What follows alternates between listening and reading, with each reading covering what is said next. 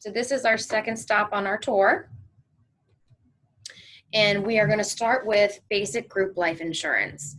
So there's a plan certificate for this account, and I do have it posted to my MCPS webpage. I also have hard copies here in the office if you'd like one of those. This is something that you're automatically enrolled in. You're covered from your first day of employment, and this is employer paid. So you will not see a deduction on your paycheck for this insurance. And what this insurance does is if you were to have a natural death, it's going to pay out 2 times your annual salary. Now, if it was an accidental death, then it's going to take that and then it's going to double it.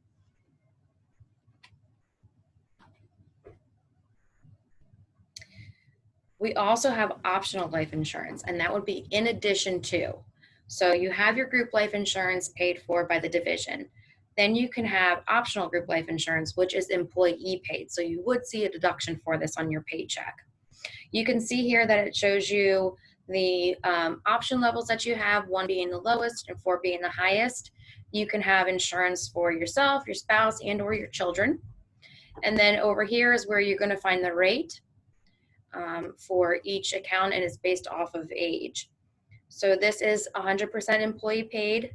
And if you enroll in this within the first 31 days and you get it for yourself, you can go all the way up to option number 4, and it's an automatic approval.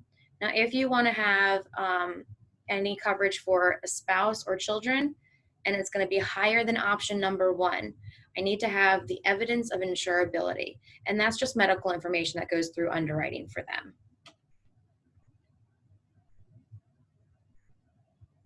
So here's an example of finding out what the cost is and how much the coverage is. Let's just say I have an employee who's 45, makes 50,000, and they decide that they want to get option number 4, and they apply for this before their 31 days.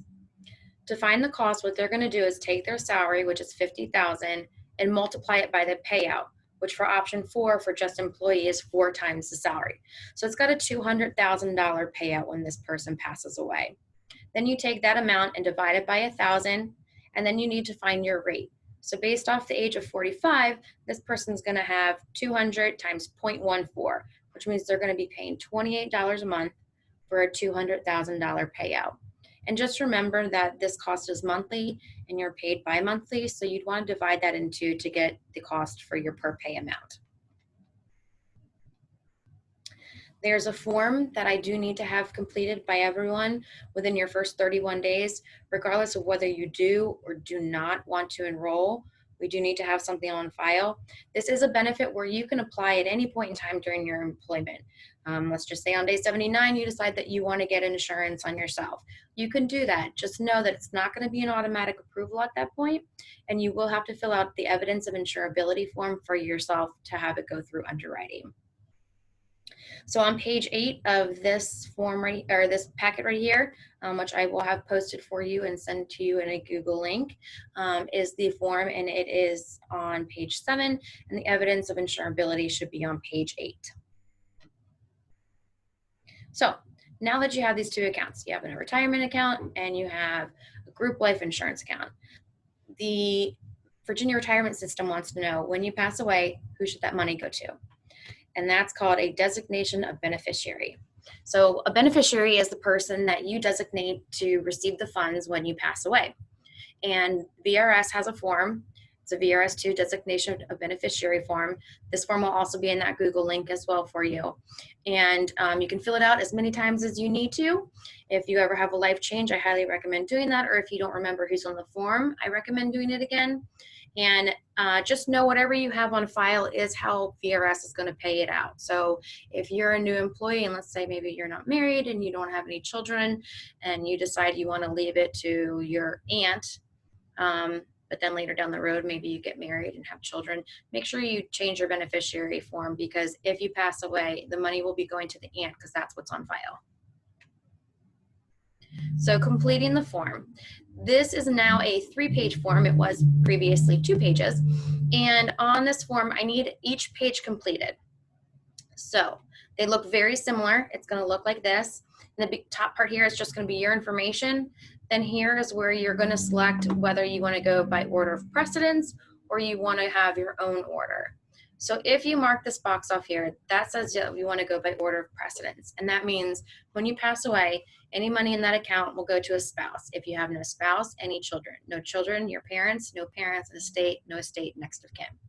If you mark this box off here, then you do not need to fill out anything down here because they already know what order to go in.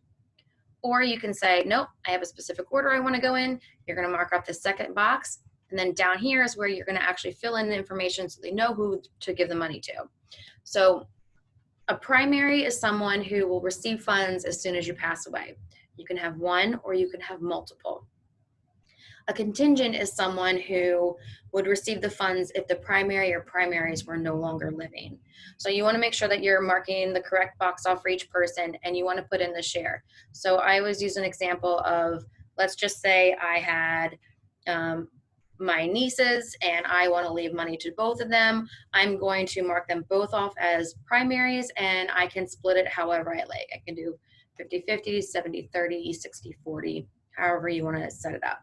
So this is saying that if you click the first box, you do not need to complete the individual information below because they already know that they're going in this order here. If you decide to mark off the second box, you do need to make sure that you put their information in there and the percentage that you would like them to have, as well as whether they are going to be a primary or a contingent.